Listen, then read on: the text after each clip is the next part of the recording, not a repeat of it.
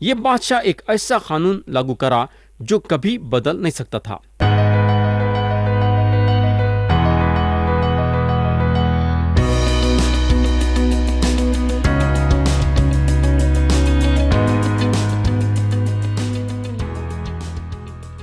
مسیح کے نام سے السلام علیکم پیارے بھائی بہن، آپ لوگوں کو یاد ہوگا کہ گئے وقت ہم استر کی کتاب باب 1 اور اس کی آیت 1 سے 15 تک دیکھے تھے۔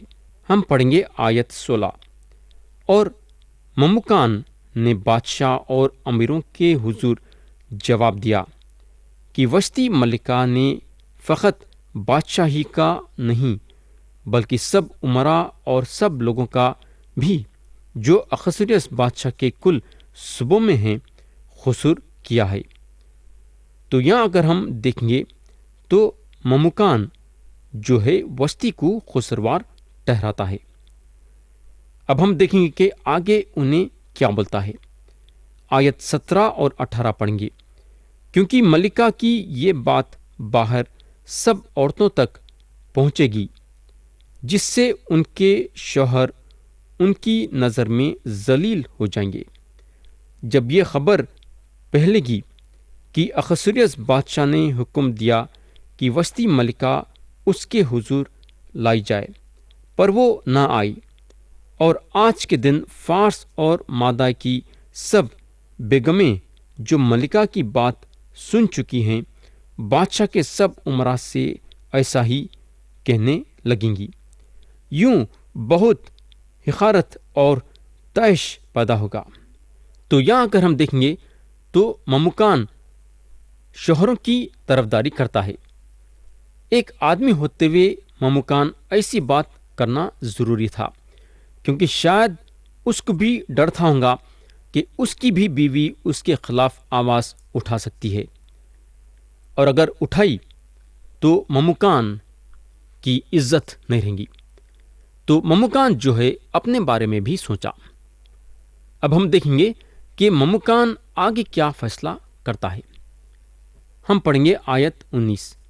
اگر بادشاہ کو منظور ہو تو اس کی طرف سے شاہی فرمان نکلے اور وہ فارسیوں اور مادیوں کے آئین میں مندرج ہو، تاکہ بدلا نہ جائے کہ وسطی ملکہ اخشویروس بادشاہ کے حضور پھر کبھی نہ آئے، اور بادشاہ اس کا شاہانہ رتبہ کسی اور کو جو اس سے بہتر ہے عنایت کرے۔ پیارے بھائی بہن، ہم کو معلوم ہونا چاہیے کہ استر کی کتاب غیر قوم کے عدالت کے بارے میں بتاتی ہے۔ ایک وہ قانون قائم ہو رہا ہے جس کا تعلق غیر قوم کے ساتھ ہے۔ یہ قانون کا تعلق موسیٰ کے شریعت سے کوئی تعلق نہیں ہے۔ یہ ایک نیا قانون ہے، مگر یہ قانون مادیوں کا اور فارسیوں کا ہے۔ آیت 20 سے 22 پڑھیں گے، جو کہ یہ باب کی آخری آیتیں ہیں۔ یہاں لکھا ہوا ہے، اور جب بادشاہ کا فرمان جسے وہ صادر کرے گا اس کی ساری سلطنت میں جو بڑی ہے شہرت پائے گا، جو سب بیویاں اپنے اپنے شوہر کی کیا بڑا کیا چھوٹا عزت کریں گی۔ یہ بات بادشاہ اور امراء کو پسند آئی، اور بادشاہ نے مموکان کے کہنے کے مطابق کیا، کیونکہ اس نے سب شاہی صوبوں میں صبح صبح کے حروف اور قوم قوم کی بولی کے مطابق خط بھیج دیے کہ ہر مرد اپنے گھر میں حکومت کرے اور اپنی قوم کی زبان میں کلام کرے۔ تو یہاں اگر ہم دیکھیں گے تو رانی وسطی کو بازو رکھ دیا گیا ہے۔ اب وسطی رانی نہیں ہے، کیونکہ یہ خطاب اس کے پاس سے چھین لیا گیا ہے، اور یہ اس لیے ہوا کیونکہ وسطی بادشاہ کے حکم کے خلاف گئی۔ تو یہ قانون قائم ہوا کہ مملکت میں ایک بیوی اپنے شوہر کی عزت کرنا چاہیے، اور شوہر بیوی پہ جو ہے حکومت کرنا۔ اس سے پہلے ایسا قانون فارس اور مادی میں نہیں تھا، مگر اب کیونکہ وسطی جو ہے بادشاہ کے حکم کے خلاف گئی، اس لیے یہ قانون قائم ہوا، اور یہ قانون کبھی بھی بدل نہیں سکتا ہے۔ پیارے بھائی بہن، جیسا اخشویروس اتہاس میں کھڑے ہوتا ہے تو اس کی یہ طبیعت ظاہر ہو رہی ہے۔ یہ آدمی میں کافی قابلیت تھی، مگر اپنے غصے میں یہ آدمی اپنی بیوی کو رانی کے حیثیت سے نکال دیا۔ یہ بادشاہ ایک ایسا قانون لاگو کرا جو کبھی بدل نہیں سکتا تھا، لیکن یہ قانون کی وجہ سے عورتیں بڑی مشکل میں آ گئے۔ اس میں عورتوں کا بہت بڑا نقصان ہوا۔ تو یہاں ختم ہوا باب 1 اور اب ہم اٹھائیں گے باب 2، اور باب 2 کا مضمون ہے رانی کو چننے کے لیے خوبصورتی کی نمائش۔ ہم پڑھیں گے آیت 1۔ ان باتوں کے بعد جب اخشویروس بادشاہ کا غضب ٹھنڈا ہوا تو اس نے وسطی کو اور جو کچھ اس نے کیا تھا اور جو کچھ اس کے خلاف حکم ہوا تھا یاد کیا۔ تو یہ آیت شروع ہوتی ہے یہ لفظوں سے، یعنی ان باتوں کے بعد۔ اب سوال یہ پیدا ہوتا ہے کہ کن باتوں کے بعد؟ ان باتوں کے بعد جو باب 1 میں ہوئے، اور وہ آندولن جو یونان کے ساتھ چلایا گیا تھا جہاں اخشویروس ہار گیا۔ جنگ ہارنے کے بعد اخشویروس مایوسی کے ساتھ اپنے محل میں واپس لوٹا۔ یہ پریشانیوں کے ساتھ اور پریشانیاں جو اضافہ ہوئی وہ تھی اس کی بیوی وسطی کی کمی، اور وہ قانون یعنی کہ فارس اور مادی کا قانون لگا دیا گیا تھا جو بدل نہیں سکتا تھا، یعنی کہ بادشاہ بھی وہ قانون کو نہیں بدل سکتا تھا، اتنا سخت قانون تھا۔ تو پھر سے وسطی جو ہے اخشویروس کی رانی نہیں ہو سکتی ہے۔ تو پیارے بھائی اور بہن، بادشاہ کے جنگ ہارنے کے بعد اور اس کے اکیلے پن میں بادشاہ جو ہے اپنے محل میں روز بروز ٹہلنے لگا۔ بادشاہ جو ہے یہاں وسطی کے بارے میں سوچ رہا تھا، مگر جو قانون انہیں وسطی کے لیے بنایا وہ قانون کو انہیں خود بھی نہیں بدل سکتا تھا۔ بادشاہ جو ہے یہ خوبصورت عورت کو پھر سے اپنے پاس نہیں لا سکتا تھا، اور اس کے خادم بادشاہ کے دماغی حالت کو جانتے تھے کہ بادشاہ کے دل و دماغ میں کتنی تکلیف گزری ہے، اور اس کے خادم یہ بات اس میں دیکھ رہے تھے۔ اس کے خادم سوچے کہ بادشاہ کے لیے کچھ نہ تو کچھ کرنا پڑے گا۔ آیت 2 اور 3 پڑھیں گے۔ تب بادشاہ کے ملازم جو اس کی خدمت کرتے تھے کہنے لگے کہ بادشاہ کے لیے جوان خوبصورت کنواریاں ڈھونڈی جائیں، اور بادشاہ اپنی مملکت کے سب صوبوں میں منصبداروں کو مقرر کرے تاکہ وہ سب جوان خوبصورت کنواریاں کو خسرے سوسن کے بیچ ہمسرائے میں اکٹھا کرے، بادشاہ کے خواجہ سرا حجائے کے سپرد کریں جو عورتوں کا محافظ ہے، اور طہارت کے لیے ان کا سامان ان کو دیا جائے۔ تو پیارے بھائی اور بہن، بادشاہ کا کیبنٹ یہ فیصلہ کرا کہ ان لوگ خوبصورتی کی نمائش کریں گے اور سارے مملکت میں کنواری عورتوں کو ڈھونڈیں گے جو خوبصورت ہیں۔ جگہ جگہوں پہ جا کے ڈھونڈنا ہے کہ کنواری عورتیں کہاں ہیں، تاکہ اس میں سے بادشاہ کے لیے ایک خوبصورت عورت چنے ویسا، تاکہ وہ خوبصورت عورت کو بادشاہ کی بیوی بنائے ویسا۔ میں اس بات سے یقین کرتا ہوں کہ کم سے کم 1000 خوبصورت عورتیں وہاں تھی ہوں گے۔ آیت 4 پڑھیں گے۔ اور جو کنواری بادشاہ کو پسند ہو وہ وسطی کی جگہ ملکہ ہو۔ یہ بات بادشاہ کو پسند آئی اور اس نے ایسا ہی کیا۔ تو یہ خوبصورت عورتوں کی جو نمائش ہوں گی، چننے والا جو ہے بادشاہ ہوگا، کوئی دوسرا نہیں، صرف بادشاہ چنے گا کہ اس کی بیوی کون ہو سکتی ہے۔ آیت 5 پڑھیں گے۔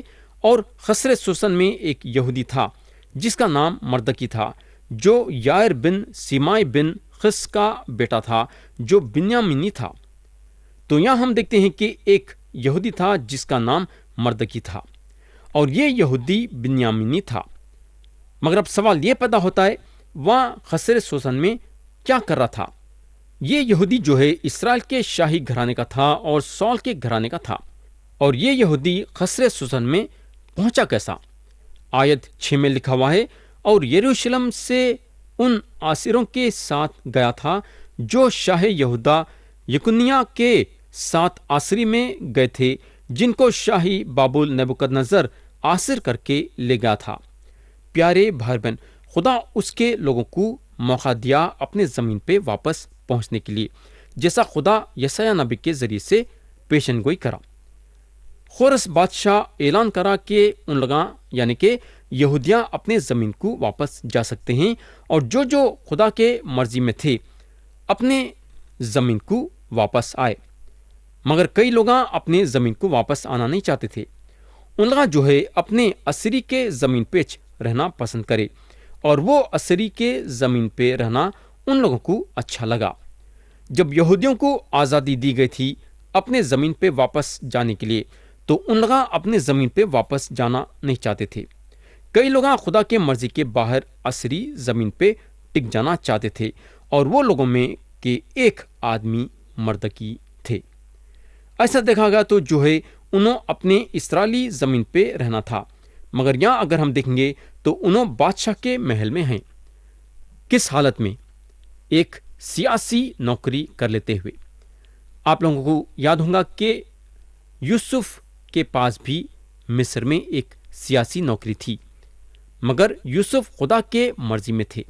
और दानियल भी जो है बादशाह के दरबार में खुदा के मर्जी से थे, लेकिन मर्दकी यहाँ खुदा के मर्जी में नहीं है। आप देखेंगे कि अस्तर की किताब वो किताब है जहाँ खुदा अपने लोगों का ख्याल करा है। आयत 7 पढ़ेंगे।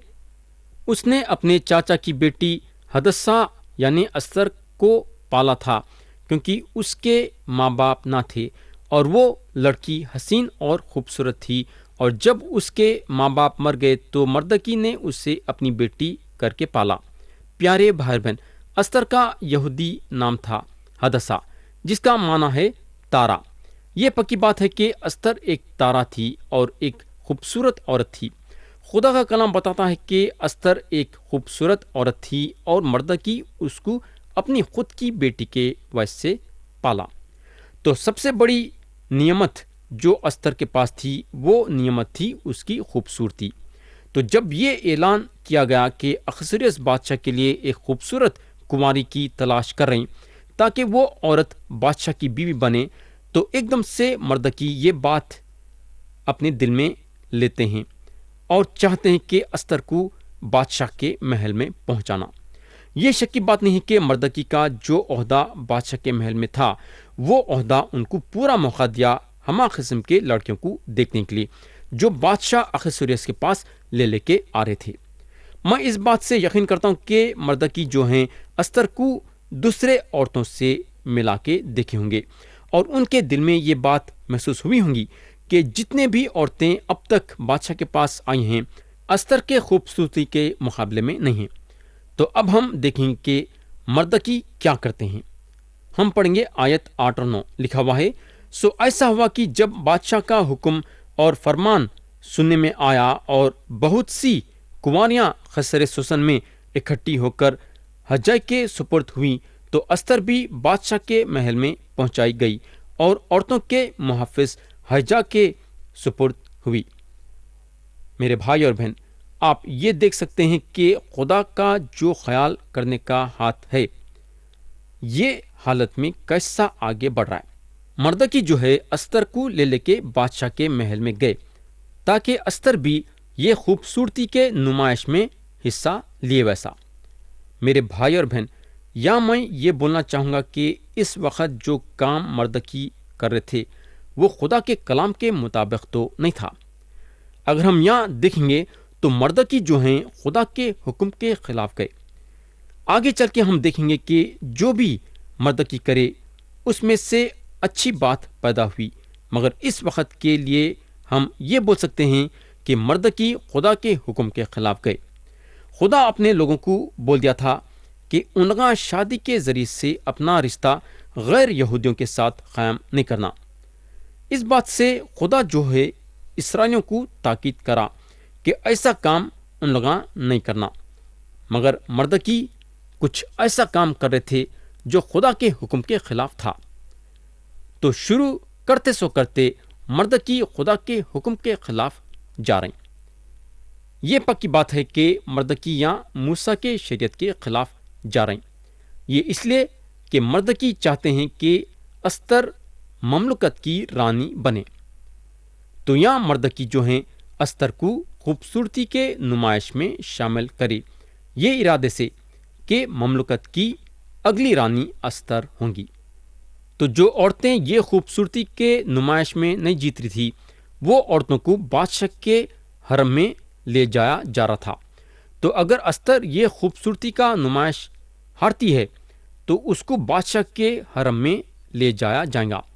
तो अस्तर की जिंदगी एक बदकार की जिंदगी हो जाएगी, यानी कि अस्तर और जो है مردگی کے سامنے یہ ایک بہت بڑا خطرہ تھا، مگر مردگی یہ خطرے سے گزرنے کے لیے تیار تھے۔ ہم یہاں دیکھ سکتے کہ یہ حالت کو اپنے ہاتھوں میں لے لیے ہیں۔ استر کو بادشاہ کے محل میں لایا گیا۔ استر کو دیکھ کے محل کا خواجہ سرا خوش ہوا، اور یہ خواجہ سرا اپنی رحمت کا ہاتھ استر کے طرف بڑھایا اور استر کی مدد کرا، اور وہ ساری چیزیں دیا جو استر کو اور بھی خوبصورت بنا سکتی ہے۔ تو پیارے بھائی اور بہن، یہاں میں کلام کو ختم کرنا چاہوں گا، اور آتے اس وقت ہم آیت 10 سے غور کرنا شروع کریں گے۔